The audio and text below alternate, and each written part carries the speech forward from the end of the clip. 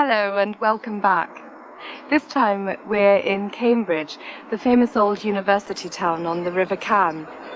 Behind me we have the Bridge of Sighs, named after the Venetian Bridge, and St John's College. There are about 30 colleges scattered around Cambridge and about 12,000 students. In our programme today we'll be taking a closer look at the work of a teacher and the British educational system.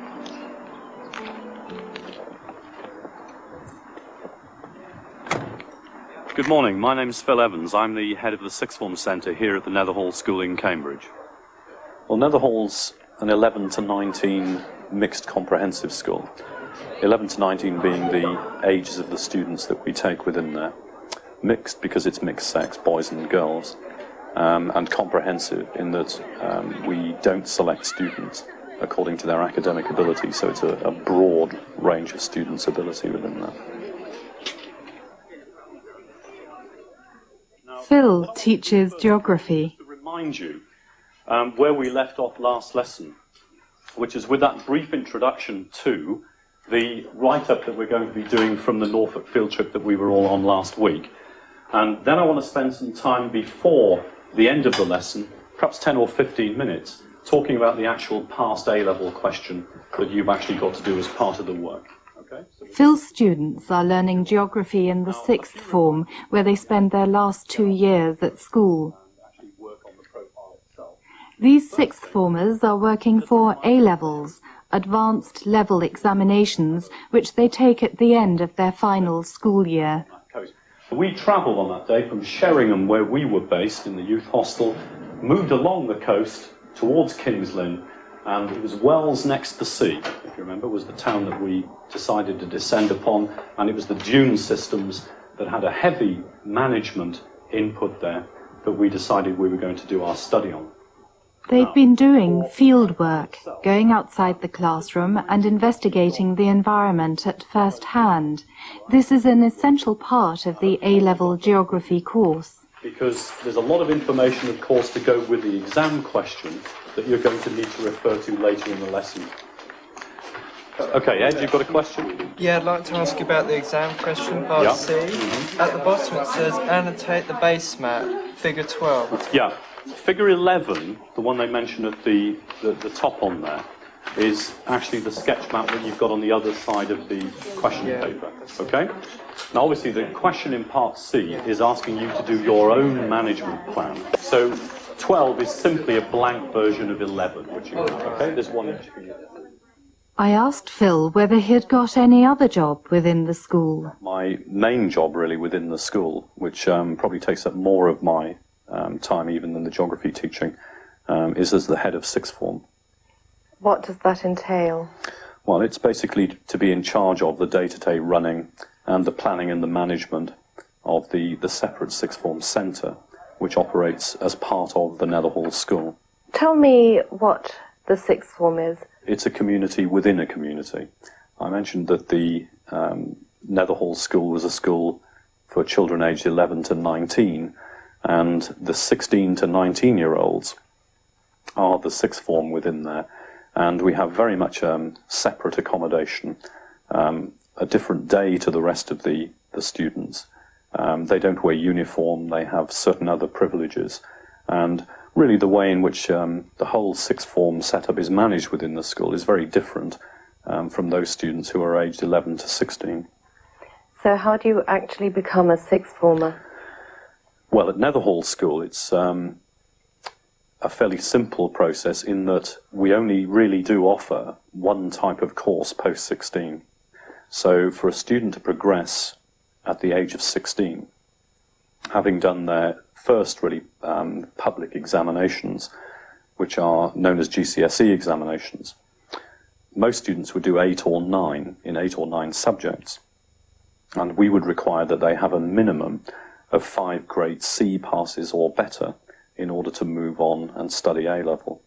Although the recommendation always is that a student actually gains A or B grades, particularly in the subjects that they are studying at A-level. How many A-levels does a sixth former usually choose to take? Virtually all sixth form students would do 3 A-levels. although a small number would do 2 if 3 were too difficult and too demanding, but it would be a relatively small number who actually only end up doing 2. Let's have a look at some examinations. For secondary school students, there are 2 main examinations, GCSE, the General Certificate of Secondary Education, and A-Level, Advanced Level examinations. They take GCSE examinations when they're about 16 years old. They usually take 8 or 9 subjects in this exam, and the pass grades go from A to G. A is the best grade. Provided they get at least C grades in 5 subjects, they can go on to study for A-levels, which they take in their last year at school. When they're 18 or 19, they choose 2 or 3 subjects at A-level, and the grades they get will affect their prospects for further education and employment. I wanted to know whether students would choose A-level subjects which could help them at university or at work.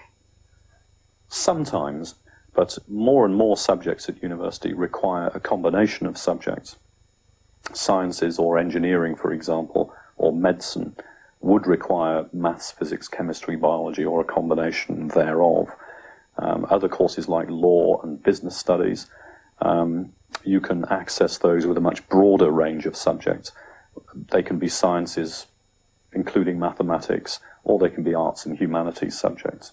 If a student opts not to go on to further education, will A-level results help him or her to find a job? There are many careers that require A-levels as a minimum. For example, trainee accountancy or surveying, but most jobs that would lead to a position of responsibility, some managerial responsibility, would invariably require A-levels as a minimum at entry. What sort of grades would a pupil need to get into university? Depends on the university, frankly, and depends on the subjects that are studied. Inevitably, there's a hierarchy of universities, a perceived hierarchy of universities in Britain, as there would be in all countries. So, from Oxford and Cambridge, for example, at the top of that hierarchy, then it really is as simple as straight A grades in order to gain access. If one looks at the traditional so-called red brick universities, civic universities in large cities that have long traditions and have been around for perhaps 100 years in most cases, then the offers are more likely to be 3Bs or 3C grades typically. So for entrance to Oxbridge, as the universities of Oxford and Cambridge are often called, a student should have 3 A grades at advanced level. Other universities like Manchester, Liverpool and so on, which are often called red brick because of their 19th century architecture, would require at least 3 Bs or Cs.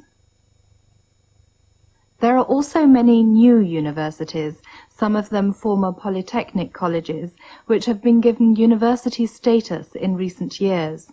They would require 3 Bs, Cs or Ds.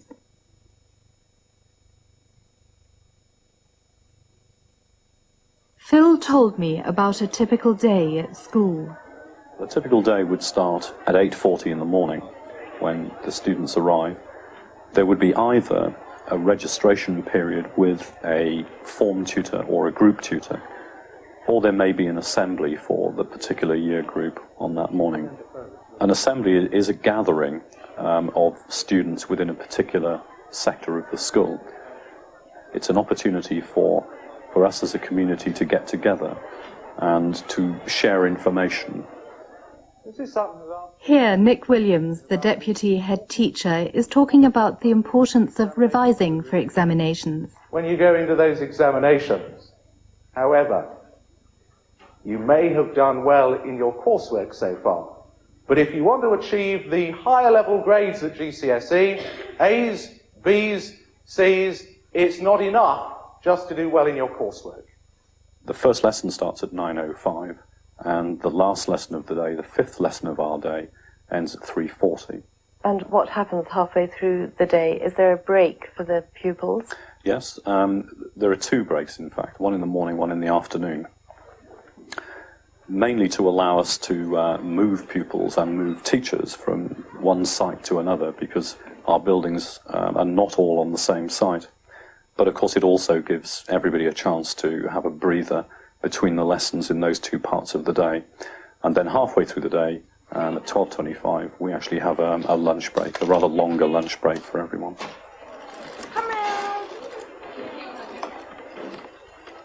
For their lunch break, most of the pupils take advantage of the canteen food which is on offer within the school.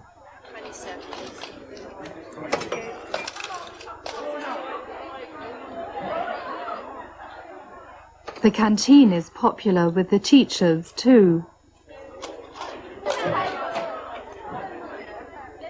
There's plenty of opportunity for students to socialise, to talk with friends and catch up with school gossip while having lunch. The lunch break also allows time for other activities.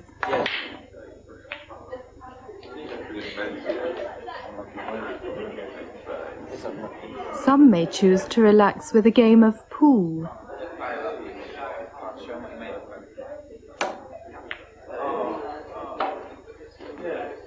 Others use the break for private study in the 6th form common room.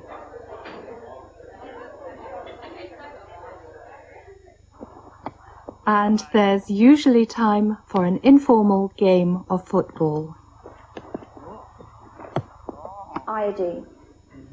Okay. Carolyn Dunn is assistant head of the 6th form.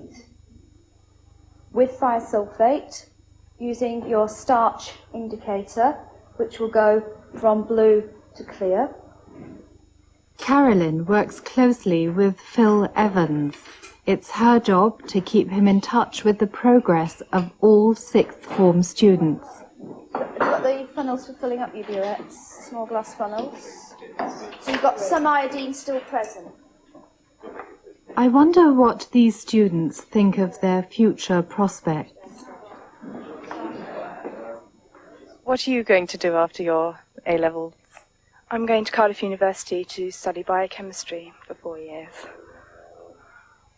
Do you think that A-levels will enhance your job prospects? Yes, they will enhance job prospects a lot more than if you just had GCSEs. Do you know what you want to become eventually?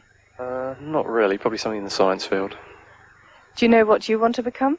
I hope to study virology, but I'd like to go to the States to do that, hopefully. I'm not sure yet, though. What are your favourite subjects? English and geography. Probably history and English. What's the atmosphere like at school? It's very friendly and it's a comfortable working place. Yeah, I enjoy coming here. It's because it's friendly and I get to see my friends. What do you think about wearing school uniform? I think it's a good idea because it gives you a real sense of identity and being in the school community as a whole. What about you? Do you like wearing your school uniform? I'd rather wear my own clothes to school because I think it's nicer to wear your own clothes. I feel more comfortable in them. School uniform is still quite common in Britain.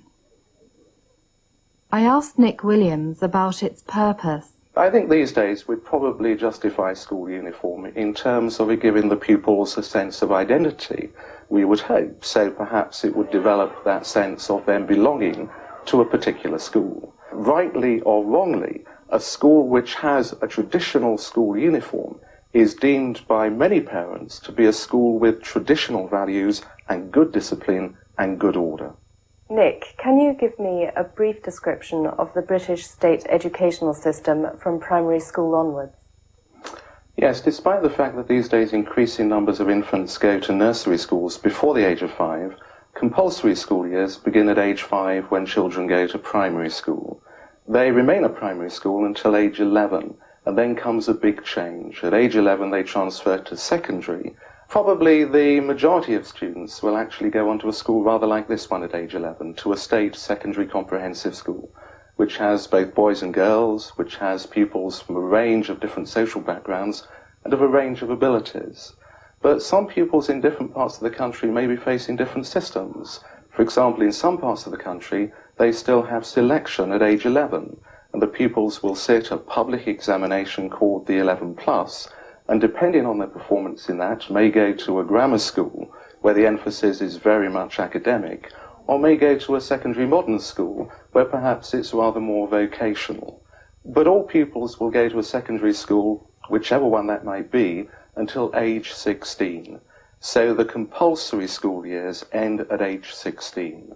At that stage, there is more choice. Some pupils may choose to go into employment, but I have to say in recent years that's become an increasingly unattractive option. Increasing numbers of pupils now remain in full-time education. And most at 16, even if they stay on in full-time education, will change their school and go into a sixth form college. Some will go on to take advanced level courses, some will go on to take one of a range of vocational courses. Then at age 18 or 19, at the end of their further education, if they wish to, and if they have the ability, they may go on to higher education, primarily university. There's also another educational system which runs parallel to the state educational system. In what way does the private school system differ from the state school system? Well, there is one major difference, and that, of course, is that the private system is fee-paying. So if, for example, in this country you wish to go to one of our top private schools, I doubt whether you'd have much change from £10,000 or £11,000 a year. Private schools are not to the same extent subject to the diktats of the Department for Education and Employment. So they have rather more freedom when it comes to determining their curriculum and managing their pupils. And then finally, some private schools will also be boarding schools. So some private schools will actually have their pupils during term time for 24 hours a day, and they will house them overnight in boarding houses or in school villages. Parents pay fees to have their children educated at private schools. As a result, these schools can offer their pupils a different environment from state schools.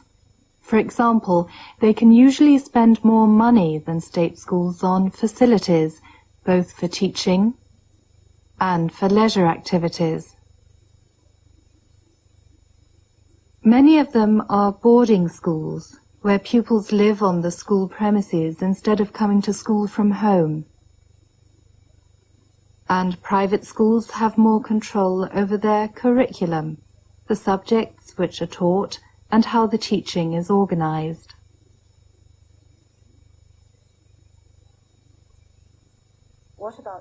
I asked Nick if any students from Netherhall went to Cambridge. Yes, a few. Year by year, some of our sixth formers will go on to go to one of the Oxford or Cambridge University colleges. But I have to say, for the most part, most of the students in this school would probably not choose to go to Cambridge University in spite of its very high academic reputation. This is largely because in this country, traditionally, students tend to go to university, which is some distance away from their hometown. What about you? Which university did you go to? Well, I have to admit I went to Cambridge University. I was at Magdalen College, though I was brought up in South London, so that gave me my 60 or 70 miles away from my parents. Nick offered to show me around some of the colleges before I left Cambridge. But first I wanted to find out from Phil if he thought pupils had changed in the past few years. I think their experiences are very different compared to those of people of my era or yours, in that I think students nowadays, frankly, have far more pressures upon them. It's certainly more common for students to come from family backgrounds that don't traditionally have the stable two-parent type background.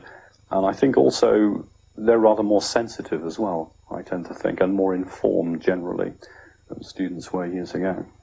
What is the most rewarding aspect of your job? I think it has to be at the end of every year, when the students from my upper six classes finish with us and receive their examination results, and hopefully do well enough to progress on to the next stage in their education. What would you say to a pupil who is thinking of becoming a teacher? I think the first thing I'd probably say to them is consult a psychiatrist. But to be serious, I think the same advice I would give to any student who was contemplating any career, which is to research it thoroughly and to be as sure as they can that it really will be the right career for them. And that's it. You simply sit and wait for the rest of the results. Okay? Yeah. Do you enjoy being a teacher? I certainly do. I've been doing it so long now, I really couldn't conceive of doing anything else, to be frank. And yes, there are difficulties, and there are times when the job feels impossibly difficult, but those occasions are far outweighed by the rewards of the job. What do you do in your leisure time? The thing I enjoy doing most of all, I think the thing that's the perfect antidote to a difficult day at school, is playing with the children, especially when there's an opportunity to go outside. So I think the summer is better than the winter from that point of view. We've got some very lovely local parks in this Cambridge area.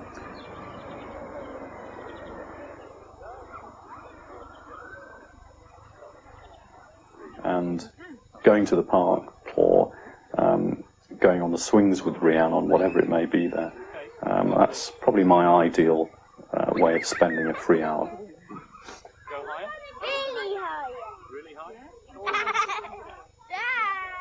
Dad!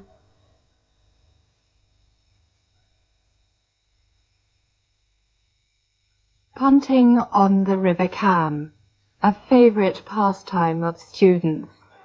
But it's not as easy as it looks.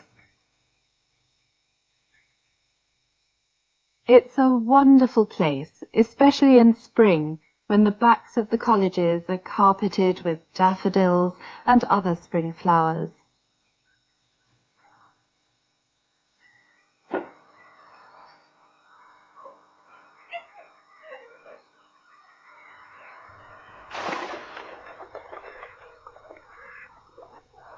Before we leave Cambridge, let's take a look at this old town where the university is an important part of everyday life. Nick Williams showed me round some of the colleges. Here we have First Court of Christ's College, founded in the early 16th century by Lady Margaret Beaufort, the mother of King Henry VII. Above the entrance to the Master's Lodge is her coat of arms.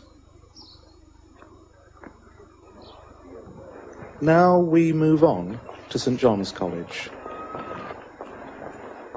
St. John's was founded in 1511. The benefactor was the same as for Christ's College, Lady Margaret Beaufort.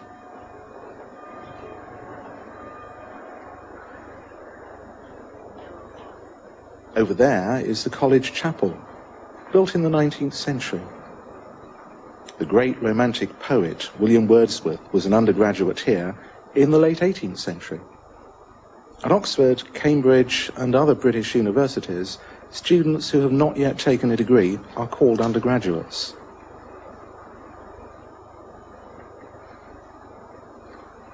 This is Second Court, another superb example of Tudor red brick architecture. And interestingly, over the gateway we see the woman who actually endowed this court, Mary, Countess of Shrewsbury. Next, Trinity College, founded by King Henry VIII with the help of endowments from the monasteries he dissolved. This is Great Court of Trinity College. Trinity is the largest, the richest, and certainly the most famous of all the Cambridge colleges. And Great Court itself is the largest of all the college courtyards. Isaac Newton was an undergraduate here in 1661.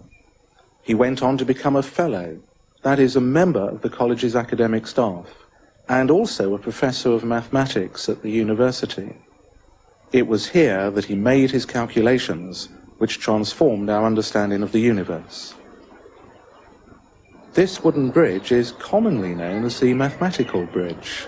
It was believed at one time, quite falsely, to have been built without screws or bolts. This is Queen's College, founded in 1448 by Margaret, the wife of King Henry VI. We're in Cloister Court, with its superb late 16th century President's Lodge, and beneath that the 15th century cloisters. This college was attended by the great scholar Erasmus, who was here from 1510 to 1514. I don't think he liked Cambridge very much. He found it expensive, the weather was atrocious, and he thought the beer was what he described as weak and windy. However, he did say the women were of the kissable kind, so nothing really has changed in 500 years. Finally, King's College Chapel, one of the finest examples of the perpendicular style of Gothic architecture. That's the end of the programme. Nick and I are going into King's College Chapel now for Evensong. Don't forget to watch next time. Goodbye.